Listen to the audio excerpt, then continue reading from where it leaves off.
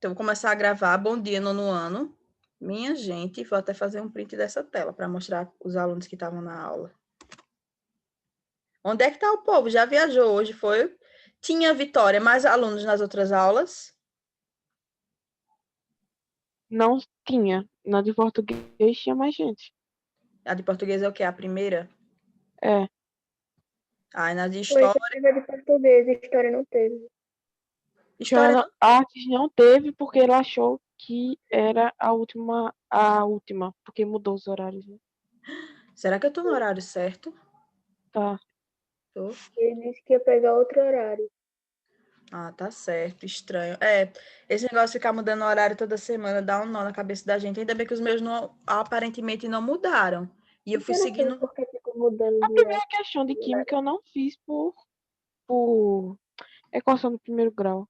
Na verdade, não sei nem como é que faz por equação de primeiro grau. Aí a minha resposta não deu que estava nas alternativas, mas eu sou uma pessoa muito confiante, então eu criei a minha alternativa.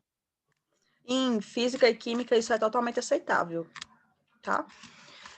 A gente, às vezes, não sabe um cálculo exatamente e cria uma fórmula. Em física, exatamente isso acontece muito, mas em química a gente tem, mas a gente vai ver lá. A gente muda os horários, gente, porque precisam inserir mais aulas, né? E a gente tem que ver a disponibilidade dos professores e tal, se cabe ali e tal. De ser coordenador, minha irmã dizia que uma das piores coisas de ser coordenador era ter cérebro para organizar o horário. Não é fácil, né? Existem programas de computador para isso, de tão difícil que é. Não é fácil. O meu ainda não mudou. Mesmo assim, eu ainda me confundo, né? Eu ia entrar na aula de vocês, mas entenda, naquela hora eu sabia que a minha aula não era ali. É que eu botei o link no sexto ano e quando eu fui dar bom dia, alguém falou. E quando alguém fala, aí sai as janelas. Aí quando eu fui dar o bom dia, caiu na janela de vocês. Mas eu nem ia não mandar o link pela primeira vez. Agora já mandei o link de vocês para o nono ano da outra escola. Ai, meu Deus, que horrível. Vamos lá. Voltando aqui. Oxente, cadê o meu slide? Eu não acredito que fechou. Vamos lá, gente. A gente estava falando de doação de órgãos. A gente quase que concluiu esse assunto. Deixa eu achar ela aqui de novo, né? Que não sei por que fechou. Dilema da doação de órgãos é um assunto muito delicado, que exige um pensamento filosófico aí, um pensamento humanista, exige um domíniozinho de ciências para a gente saber, entender, ter confiança, né? Acontecem coisas desonestas nesse meio, acontece muito. Eu acho que todo mundo aqui já ouviu falar de tráfico de órgãos, né? De mercado negro de órgãos, eu vou vender meu rim. Já ouviram essa piada? Aquele carro é muito caro, eu preciso vender um rim. Já ouviram? Isso não surge do nada, certo? Isso tem fundamento. Acontecem muitos crimes desse tipo. Eu queria tanto vender meu rim. Não fale isso, né? Porque normalmente quando a gente perde um, o outro pode ficar sobrecarregado. Aí, se ele ficar sobrecarregado e começar a falhar, você vai ter que ir para hemodiálise. Eu acho que Ah, carro tudo bem, mas eu ia fazer hemodiálise Professora, rica, não tem problema. professora, tem sim, você não ia ter tempo para gastar o dinheiro, porque você fica o dia todo fazendo hemodiálise. Oi, Carlinhos. professora, Posso comprar online? E não vai ter festa para aproveitar nem nada. O que foi, Carlinhos? eu já vi uma Carlinhos. pessoa falar bem assim, que tipo, ela tá reclamando do Brasil, não tem, porque é tudo caro. É Hum. bem assim, se você quiser comprar qualquer coisa, tem que vender um rim ou uma perna. É verdade, tá mais ou menos por aí. A gente está enfrentando uns reflexozinhos da crise, né, com alta da inflação. Acho que o Gevson e a tia de geografia, que eu esqueci o nome dela agora, a tia Daiane, eu acho, vão explicar isso melhor para vocês, porque até eu fico um pouco confusa às vezes. Isso é reflexo do poder de compra, da gente não ter tomado medidas protecionistas, né, no início da pandemia, a gente continuou vendendo, porque na verdade, né, a gente tinha que fazer isso. Não tinha, né? Mas a gente podia e fez. Tinha um risco aí para a população, mas escolheram correr esse risco e agora a gente está enfrentando um pouquinho das consequências, certo? Com a alimentação, que subiu um pouquinho, alguns itens da alimentação, já era esperado. Eu, sinceramente, não esperei que seria com óleo, por exemplo, porque é um produto que a gente produz em grande escala, né? Então, com óleo eu achei um pouquinho injusto, o arroz também, tipo, aumentar a alimentação no Brasil é uma coisa muito delicada, porque a gente produz alimentação, né? Eu não acho justo a gente vender para um preço bom para a galera de fora e a população daqui ter que comprar tão caro. Eu acho isso desumano demais. E a alta procura de algumas coisas fez crescer o preço, né? Problemas com matéria-prima que a gente comprava de outros países que não está podendo comprar, então a matéria-prima está escassa, e quando vocês sabem, né? O Jesus já explicou para vocês aquele lance da oferta e da procura. Como estão procurando demais e tem pouquinha mercadoria, essa mercadoria ganha valor, então ela acaba ficando muito cara. Eu mesmo estou enfrentando problemas, né? Eu queria comprar determinada coisa e eu precisei juntar dinheiro o ano todo, por causa da pandemia, né? Tive que economizar mais do que eu estava prevendo, e agora que eu estou conseguindo o valor para comprar aquela coisa subiu muito e eu não posso comprar. Porque tudo para a construção daquela coisa aumentou. Aí ficou caro. Eu tô aqui esperando, né, que aconteça um milagre e a inflação seja Black Friday só. Não, esse tipo de coisa não se vende em Black Friday. Eu queria comprar uma casa. Meu Deus do céu, pois. Aí o material de construção aumentou muito, quase dobrou. E aí isso inviabilizou bastante o processo. Mas são coisas Online. que a gente já esperava. Eu não vou criticar ninguém, porque eu já imaginava que isso ia acontecer. Todo mundo, né? E não tá mais barato online, não, o material de construção? É que não, eu ia financiar, né? A gente compra uma já construída. Não é não mais barato online, acredite. E aqui ainda é bom, sabe? Quando você vai para Garanhuns, que é bem pertinho daqui, o negócio fica mais caro ainda, é mais absurdo ainda. Não que eu quisesse morar naquele lugar, mas, tipo, Tão Arapiraca. frio, Garanhuns, tão bonzinho lá. Mas assim, ela é linda para passear, não para morar. Vamos lá. Para morar, não, ela tem poucas oportunidades. Você tem que procurar lugares para viver que tenham oportunidade de emprego, de empreendedorismo, que tenha faculdades boas para os seus filhos, colégios bons. Isso aqui é Arapiraca, meu bem. Arapiraca é a terra prometida. Pense numa cidadezinha top. A gente é mal educado e suja a cidade e tal, não se preocupa com árvores, né? Mas é uma cidade que tem um potencial imenso. Acho que dentro do estado de Alagoas é a cidade que tem maior potencial, pelo tipo de pessoa que vive aqui. Vamos passar, que essa apresentação acabou ficando gigante, né? Na próxima prova, eu acredito que eu vou cobrar essa doação de órgãos. Se eu fizer a apresentação de mercado de trabalho, ela fica para a prova valendo 5, ou a gente escolhe outros assuntos até lá. Certo? Mas para avaliação de ética, só um conteúdo eu vou escolher, provavelmente. Então, a gente viu eutanásia, células-tronco. Células-tronco caíram. Ah, não, tem células-tronco também. Ops. Então, a gente viu aqui essa parte da questão religiosa, não é? Gerou um monte de discussões, a gente entendeu vários lados das questões religiosas, a fundamentação. A gente tem que entender a importância que isso tem para as pessoas, sabe? Porque eu não sei se falei para vocês a questão do paciente X que seria testemunho de Jeová, que recebesse sangue. Imagine como fica a cabeça dessa pessoa, né, por um longo tempo, saber conviver ali até que o corpo dela se recupere, né, e reproduza todas as células, sabendo que ela descumpriu uma coisa que era sagrada para ela. Vocês têm ideia do que é isso? Eu acho que a maioria daqui deve ser cristã, e os que não são cristãos têm algum credo, né? Deve ter alguém que não tenha nenhum credo, mas pense em alguma coisa realmente sagrada para você, nem que seja um valor moral, alguma coisa de moral, que não tem exatamente a ver com religião, mas que seja um sagrado seu. Uma coisa que você acredita muito, tipo amor, ou honestidade, ou ética, alguma coisa desse tipo, ou até a própria cultura, né, inteligência, e você trai aquilo que você acredita, né? É muito doloroso. A fé, ela é muito importante para as pessoas. Então, ao mesmo tempo que a gente lança aqui uma crítica, lança um pensamento, uma reflexão sobre isso, ao mesmo tempo a gente tem que se colocar no lugar delas e entender que é uma questão muito delicada, né? Quando se Tá envolve na com Bíblia que sagrado. não pode receber sangue? Então, não exatamente com essas palavras. Eles fazem a sua própria interpretação, né? A Bíblia ele é um livro que dá margem a uma série de interpretações, e isso que permitiu que a igreja explorasse a população mundial por muito tempo, a questão de interpretação, né? E, assim, até hoje, tem coisas que a gente interpreta de uma forma, mas pode não significar aquilo, né? E a gente às vezes acredita em pessoas que fazem sua interpretação e pregam aquilo pra gente. Mas nós não temos o direito de julgar, porque tem outras coisas que eles entendem diferente, e a gente, por exemplo, entende de outra forma e vive com aquilo, né? Há quem diga que beber não é lícito, não é permitido, né?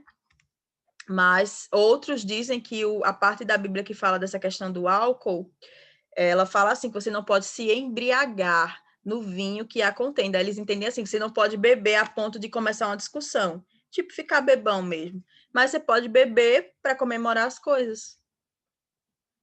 Há quem diga que no vinho de antigamente não tinha álcool, isso é a maior balela. Maior balela que existe. Porque eles não iriam inventar o termo embriagado se não tivesse álcool na bebida, né? Não faz sentido. E o vinho é uma bebida muito antiga. Só uma pessoa que não estuda história para inventar um negócio desse. Então, sempre tem alguma coisinha ali que abre imagem para várias interpretações. Sabe? Ô, Nem professora, tudo mas Eu acho que não pode beber, mas ao mesmo tempo eu sei que eu vou beber. Então, eu não falo nada sobre o assunto. você acha que não pode. Na verdade, a Bíblia fala muito sobre coisas que o nosso corpo é um templo, né? E que você tem que cuidar bem do templo. Então, por exemplo, a bebida, a depender da bebida, nós sabemos, qualquer criança do 6º ano sabe que o álcool, a passar de determinada quantidade, faz mal para o nosso corpo. Inclusive, foi o assunto da aula de hoje.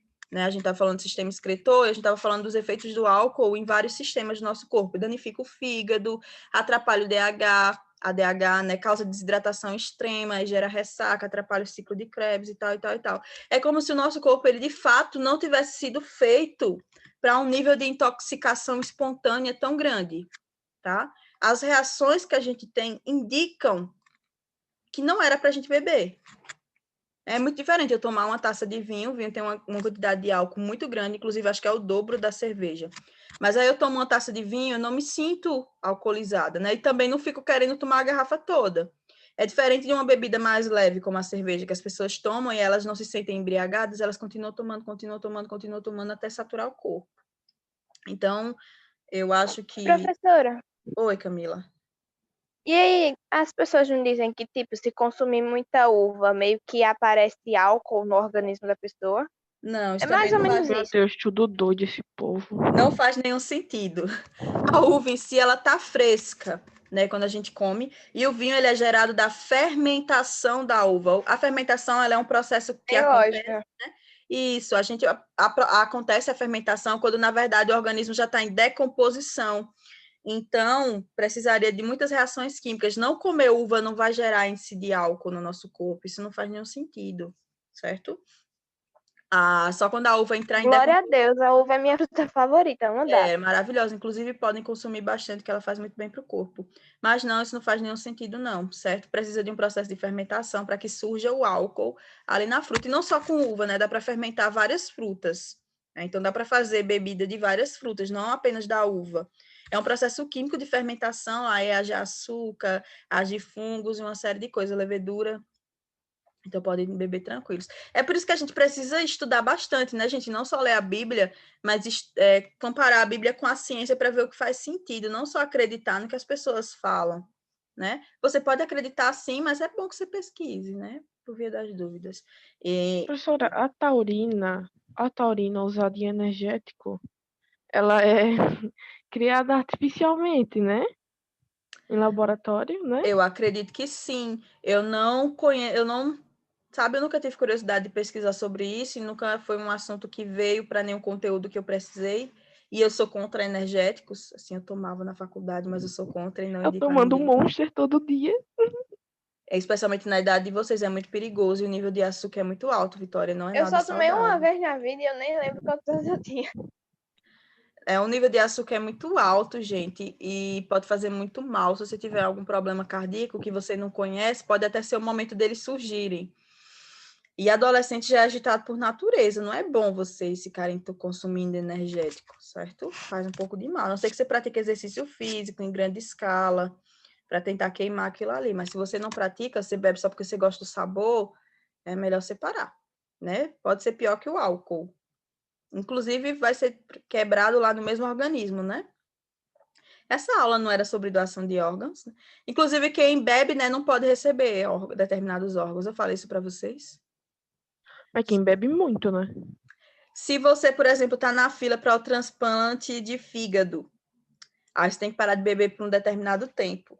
E se você beber escondido, na hora que eles fizerem os exames de sangue para a cirurgia, eles detectarem presença de álcool em tantos dias, você perde o seu órgão. Ele vai para outra pessoa, ali na hora.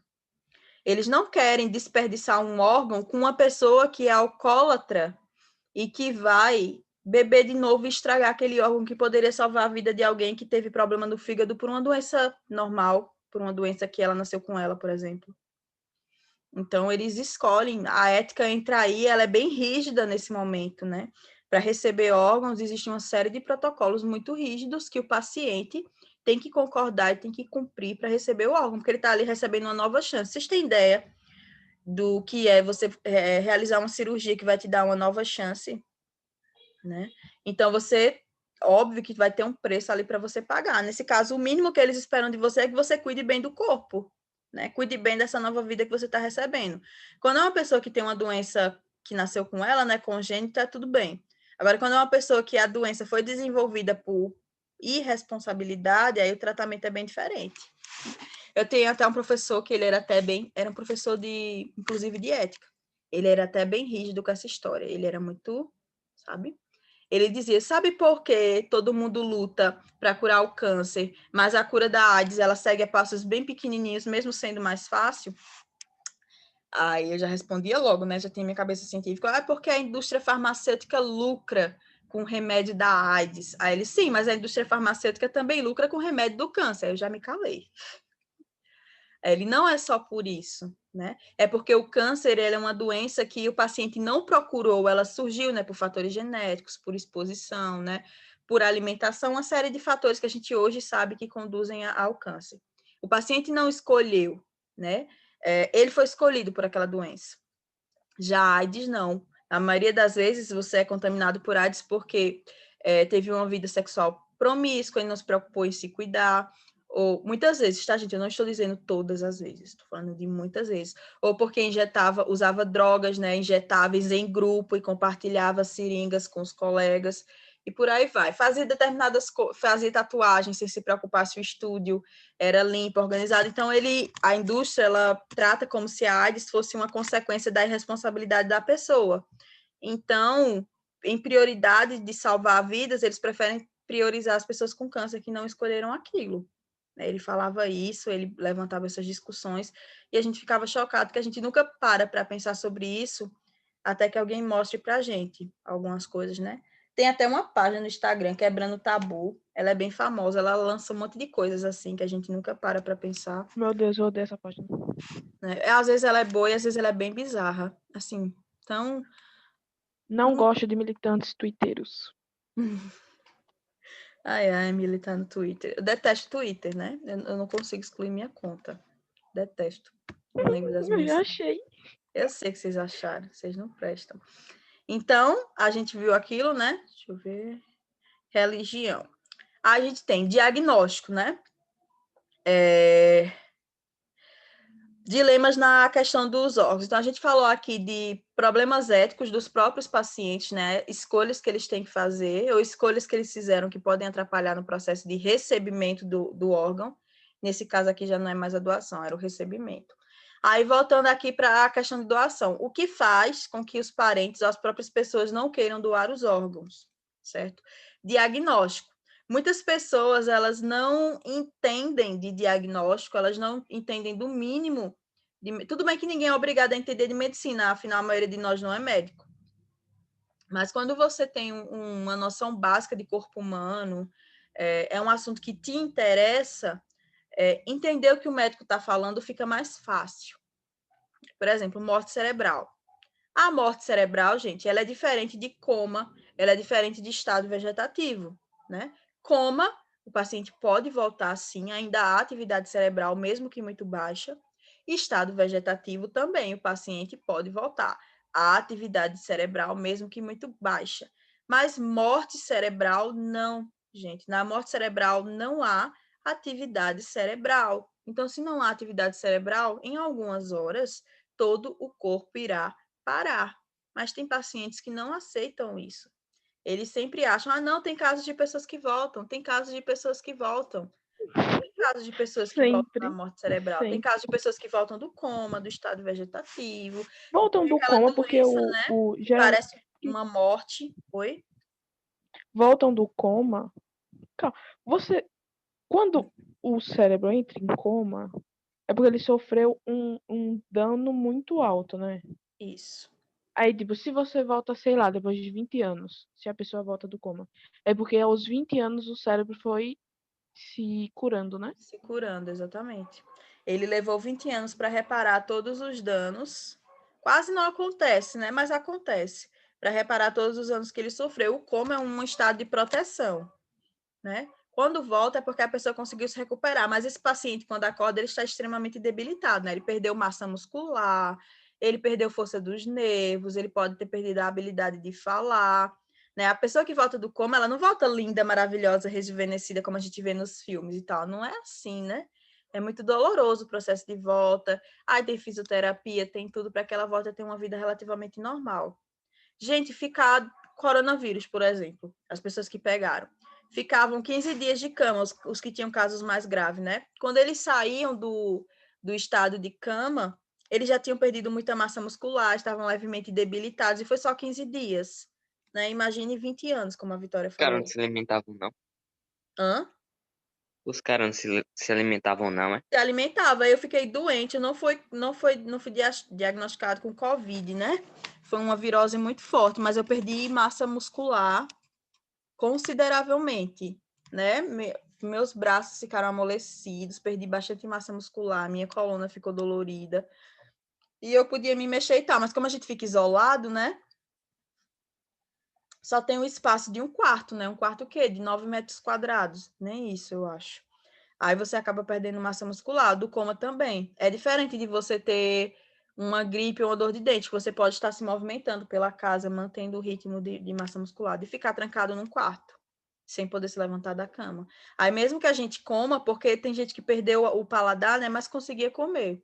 Mesmo que a gente coma, pode sim perder massa muscular e ficar um pouco debilitado.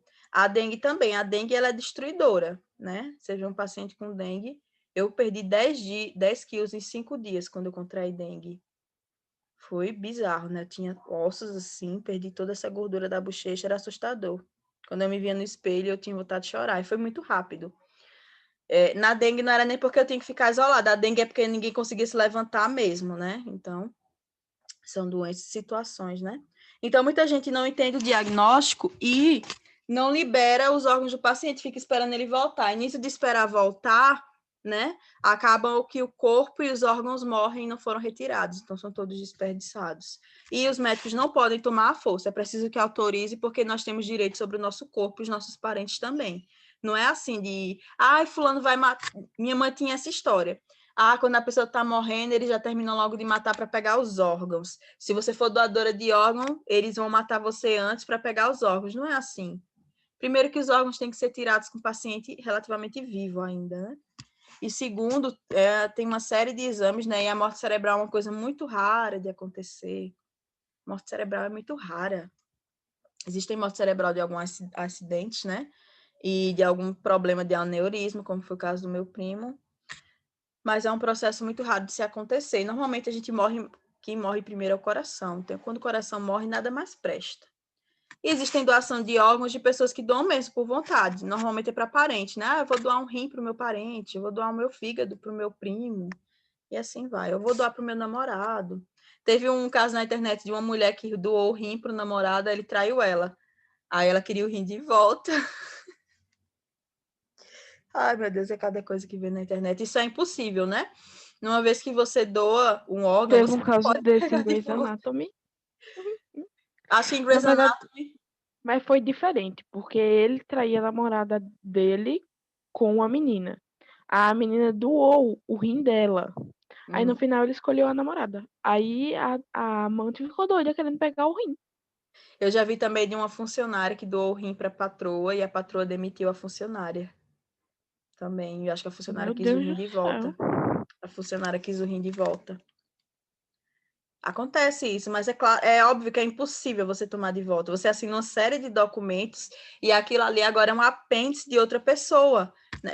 Apêndice no sentido de que é colocado, né? Não do órgão apêndice. Mas ele faz parte do corpo de outra pessoa, então é impossível você tomar isso de volta, tá? Por isso que você assina uma série de documentações quando você doa o órgão ainda vivo. Está abrindo mão daquilo para sempre. Não há desculpinha, não. Então, a gente tem que entender um pouquinho de anatomia, um pouquinho de diagnóstico, para conseguir conversar com o médico e entender as coisas de forma clara. É normal duvidar, é saudável duvidar, é saudável querer explicações melhores, tá? Inclusive, é incentivado isso. Agora, também, você não pode vir com essas teorias aleatórias da conspiração, né? Tipo, a Terra é plana, me poupe, né, minha gente? Apego ao corpo. Então, a família não aceita a manipulação do corpo para retirada dos órgãos. A família não quer ver o indivíduo todo costurado, todo machucado, mesmo sabendo que no caixão o corpo fica todo coberto, né? Mas a família não quer. As mães são muito apegadas com isso. Tem gente que doa até as córneas, né? Eu conheço gente que diz, doe córnea, doe a cartilagem do meu nariz. Tem gente que deixa lá escrito tudo, que não sobre nada, doa até o couro cabeludo, se for possível, mas isso aqui não serve para nada, né? Depois que a gente morre, ele continua crescendo por um tempinho, mas isso aqui, né? Isso aqui já é tudo cabelo morto. Tudo isso aqui tá morto. O que tá vivo tá por baixo do meu couro cabeludo. Mas esse cabelo que a gente tem do lado de fora é tudo morto. A gente só lava e hidrata para manter a limpeza e evitar a perda de água e de gordura, né? A perda lipídica. E gordura pode ter em objetos vivos e não vivos, certo? Tanto é que a gente compra aplique, né? Eu mesmo tenho apliques aí que eu tenho que fazer manutenção, cortar, hidratar e tal, mas eles não estão ligados a ninguém. Mas estão lá, bonitos, né? Mas isso aqui tudo é morto. Então, eles não gostam que cortem os parentes. E tem as questões religiosas, né? E muitas vezes por medo, né? A mãe não autoriza a doação dos órgãos do filho com medo da família falar mal dela. Você deu pedaços do seu filho, agora tem pedaços do seu filho aí em pessoas estranhas. Mas isso vai muito da interpretação de cada um, não é, gente? Eu mesmo ficaria feliz em saber que tem um pedaço de uma pessoa que eu amei vivo em outra pessoa. Eu me sentiria assim. Eu acho que vai muito da forma. Vai muito da forma que vocês interpretam as coisas. Pode ser que seja desconfortável, eu respeito isso. Mas para mim é justamente o contrário. Para mim é reconfortante. Eu sei que um pedaço de fulano ainda vive, né? Tem gente que consegue doar coração. Tem ideia? E o coração tem um simbolismo tão especial para o ser humano, né? A gente tem uma obsessão muito grande pelo coração e saber que o coração da pessoa que você gostava está batendo no peito de outro, né? Parece até coisa de filme. Mas acontece. Porém, quando se trata de transplantes de órgão, a ética é muito clara. Toda a opinião do paciente é respeitada, inclusive se for por questões religiosas, que eu acho que vocês acham mais fútil, é respeitada. Se for porque não quer cortar o filho, não quer vê-lo machucado, é respeitado. Se for porque não admite ver uma parte do seu parente em outra pessoa, também é respeitado, certo? Pode ser o motivo mais ridículo do mundo. Se a família não quiser, não será tirado. Então, vocês podem ficar muito tranquilos com relação a isso, porque médico nenhum tira órgão de ninguém ou mata ninguém no hospital, tendo chance, né? Eu lembro que a gente estava dando aula de eutanásia e um menino falou bem assim na aula, esses médicos, não sei o que, eles matam mesmo os pacientes, eles matam a gente lá no hospital com preguiça, não sei o que. Ele me falou coisas horríveis, eu não sei de onde ele tirou isso. E a gente sabe que não é assim, não é? Existe a eutanásia no Brasil e ela é liberada quando não há mais jeito, quando a gente sabe que o coração não vai mais desfibrilar, quando a gente sabe que o dano é irreparável. A gente não, os médicos, né? Nós não sabemos, mas eles sabem, eles que acompanharam o paciente, eles que entendem de desenvolvimento de quadro. Então, muitas vezes, eles terminam logo para evitar o sofrimento daquele paciente, né? Porque o processo de morte, ele é sofrido. Por mais que a gente pense assim, descansou, descansou mesmo, porque o processo de morte não é fácil. Tanto é que a respiração ela é diferenciada, os ruídos que o corpo faz são diferentes, a coloração do corpo é diferente, a expressão, aquilo tudo indica que há um sofrimento. Tá certo, gente? Deixa eu ver se ainda tem mais alguma coisa. Comunicação, né? Muitas vezes um médico dá uma informação e o outro dá outra. Isso confunde a família, né? Um que não entende do quadro fala alguma coisa. Isso acaba confundindo a família e ela perde a confiança no médico. O tráfico, né? As famílias acham que aquilo ali não será doado, que aquilo ali será vendido e o dinheiro irá para os médicos ou para o hospital. É por isso que a informação é tão importante, gente. Isso não faz nenhum sentido, porque o tráfico trata de coisas ilegais. E quando você vai doar órgãos, você assina uma série de documentações, eles vão para um banco específico, existem juntas e órgãos que cuidam do transplante desse material, né? Cuidam do transporte e tudo mais. Já existem doadores com nome, aquele órgão ali já tem uma pessoa que vai receber, é tudo registrado, mas as pessoas gostam de criar teorias absurdas, né? E muitas vezes em memória, por respeito ao falecido. Não, se ele quisesse doar, ele teria deixado por escrito, eu teria falado comigo. Como ele não falou, eu não vou fazer isso. Tá certo? E é isso. Certo. A gente acabou com esse conteúdo bem na hora de acabar a aula. No fundo, quem cuida da página... Oh, meu Deus do céu, Vitória, essas teorias. Galera, por hoje é só. Bom fim de semana, bom feriado. Apareçam lá na escola amanhã para pegar os boletins de vocês e ver os professores. Tchau, Vou dar um tchau. oi. Tchau. Tchau. Bom feriado, gente. Tchau. Tchau.